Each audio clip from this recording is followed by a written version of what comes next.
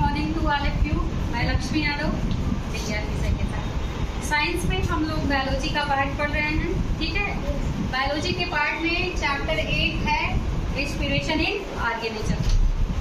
उस चैप्टर में हम लोगों ने कल ह्यूमन रेस्पिरेटरी सिस्टम के बारे में जाना था। मनुष्य का श्वसन तंत्र के बारे में हम लोगों ने कम्प्लीटली कल पढ़ लिया था। आज हम लोग आगे बढ़ेंगे उसमें, और एक बहुत छोटे से टॉपिक है रेस्पिरेशन और ब्रीदिंग में अंतर। श्वसन में और श्वासोच्छ्वास में क्या अंतर है, ठीक है, ये हम लोग आज जानेंगे। इसमें हम लोग सबसे पहले ये जानेंगे कि श्वासोच्छ्वास है क्या। तो ये श्वासोच्छ्वास की इंग्लिश जो है वो क्या होती है, breathing. Breathing is a physical process. कैसी प्रोसेस? ये फिजिकल प्रोसेस है, भौतिक प्रक्रिया है। इसमें मनुष्य क्या करता है, सांस को अंदर लेता है, और सांस अंदर ले जाता है तो कौन सी गैस जाएगी, ऑक्सीजन। ठीक है, ऑक्सीजन को अपने नोजल कैविटी से लंग तक ले जाता है और फिर वहां से कार्बन डाइऑक्साइड रिसीव करके बाहर छोड़ता है। ये है फिजिकल प्रोसेस। इसमें कोई केमिकल क्रिया नहीं हो रही है, खाली सांस को ले रहा है और फिर बाहर छोड़ रहा है। इंस्पिरेशन हो रहा है और एक्सपिरेशन हो रहा है। जबकि रेस्पिरेशन, श्वसन जो है, ये क्या है, केमिकल प्रोसेस है। ये कैसी प्रोसेस है, रासायनिक प्रक्रिया। कैसी प्रक्रिया, रासायनिक प्रक्रिया। इसमें होगा क्या, जो हमारा फूड, डाइजेस्टेड फूड होता है, उसका सिंपल फॉर्म क्या होता है, ग्लूकोज। ग्लूकोज से ऑक्सीजन जो अभी लंग तक गया था, इनहेल किए थे हम लोग, ऑक्सीजन क्या करेगा, रिएक्शन करेगा, और रिएक्शन के बाद ग्लूकोज का क्या होगा, ऑक्सीडेशन। इसमें क्या होगा, कार्बन डाइऑक्साइड निकलेगा, जल निकलेगा और एनर्जी का फॉर्मेशन होगा। किसका फॉर्मेशन, एनर्जी का। तो यहाँ क्या हो रहा है, केमिकल रिएक्शन हो रहा है ना, एक सबस्टेंस अन्य सबस्टेंस में चेंज हो रहा है ना, इसीलिए ये क्या है, केमिकल प्रोसेस है। जबकि ब्रीदिंग जो है वो फिजिकल प्रोसेस थी। इतना समझे। सेकेंड पॉइंट जो है ये है ब्रीदिंग में, it occurs outside the cell. ये कोशिका के बाहर होता है। नोजल कैविटी से गया, लंग टिश्यू तक गया, उसके अंदर नहीं। ये प्रोसेस कहाँ होती है, कोशिका के बाहर। ठीक है, इसीलिए ये फिजिकल है। जबकि जो रेस्पिरेशन है अकर्स इनसाइड द सेल, ये कोशिका के अंदर होती है, इसीलिए इसे सेलुलर रेस्पिरेशन भी कहा जाता है। थर्ड पॉइंट है, ये जो ब्रीदिंग है ये कैसी, फिजिकल प्रोसेस है, तो इसमें ऊर्जा को देना पड़ता है, ऊर्जा का उपयोग होता है, एनर्जी यूटिलाइज्ड होता है।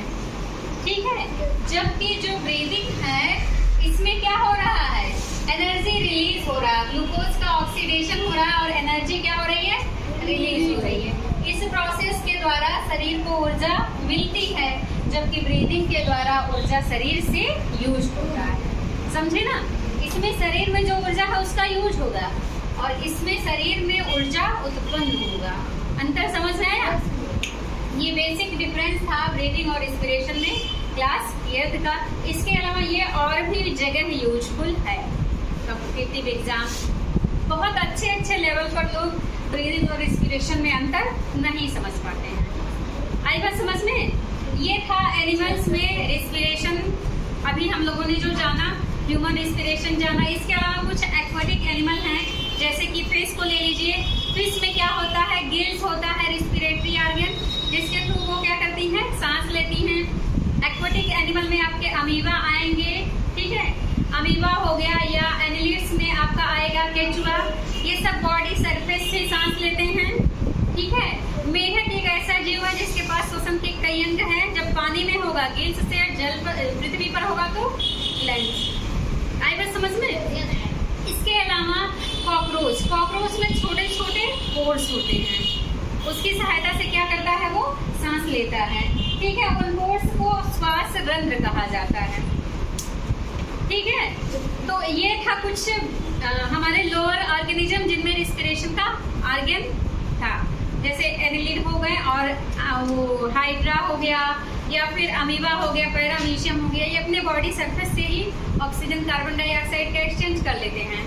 मछली हो गई, उसमें गिल पाया जा रहा है। कॉकरोच में श्वास रंध्र पाया जा रहा है। ठीक है।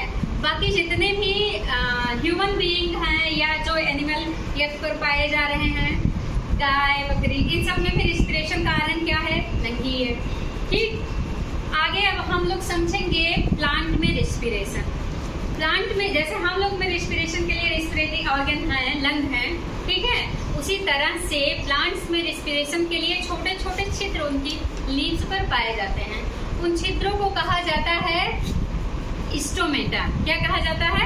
स्टोमेटा, रंध्र। ठीक है, एक स्टोमेटा को अगर हम देखें तो कुछ इस तरह की संरचना वो होता है। ठीक है, ये बीच वाला हिस्सा क्या है? स्टोमेटल कोर है। ठीक है, और ये है ग्वार्ड सेल, और बाहर वाली है सब्सिडियरी सेल।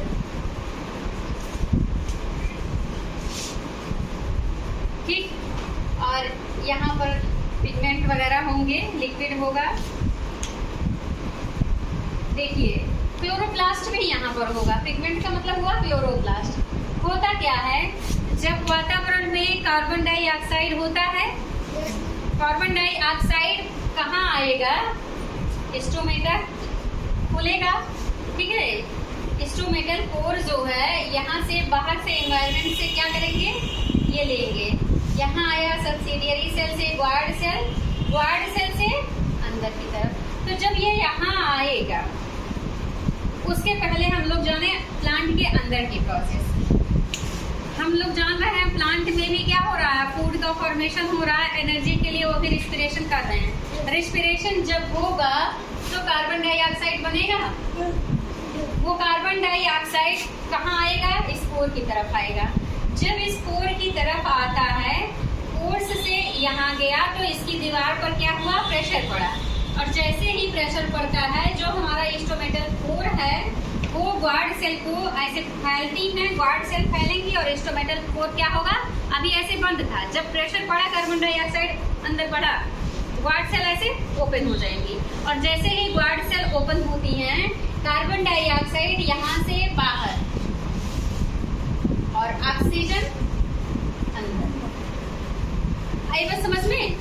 ये गैस है, तो गैसों में जो ये होगा डिफ्यूजन के थ्रू होगा। एक प्रोसेस होती है क्या? डिफ्यूजन। डिफ्यूजन में कोई भी गैस जो है वो हायर कंसंट्रेशन से अपने लोअर कंसंट्रेशन की तरफ जाते हैं। क्योंकि प्लांट में कार्बन डाइऑक्साइड ज़्यादा था, कार्बन डाइऑक्साइड का कंसंट्रेशन ज़्यादा था, वातावरण में कम था, तो कार्बन डाइऑक्साइड अपने हायर कंसंट्रेशन से लोअर कंसंट्रेशन की तरफ आया। वातावरण में से ये सांस ले रहा है ना, तो इसे ऑक्सीजन चाहिए, ऑक्सीजन अंदर गया, क्योंकि यहाँ तो कार्बन डाइऑक्साइड ज़्यादा है, उसके कंपेरिजन में यहाँ ऑक्सीजन ज़्यादा था। ये भ्रम मत रखिएगा कि पौधे श्वसन करते हैं तो कार्बन डाइऑक्साइड लेते हैं। नो, वो सब भी श्वसन के लिए ऑक्सीजन ही लेते हैं। ठीक है, कार्बन डाइऑक्साइड वो फोटोसिंथेसिस के लिए लेते हैं। ये कंफ्यूजन गलती से भी मत रखिएगा। रिस्पिरेशन के लिए हम लोग भी ऑक्सीजन गैस यूज करेंगे और प्लांट भी ऑक्सीजन ही यूज करेंगे श्वसन के लिए। कार्बन डाइऑक्साइड का यूज ये फोटोसिंथेसिस के लिए करेंगे। ये बहुत बड़ी पॉइंट है। कोई डाउट किसी को?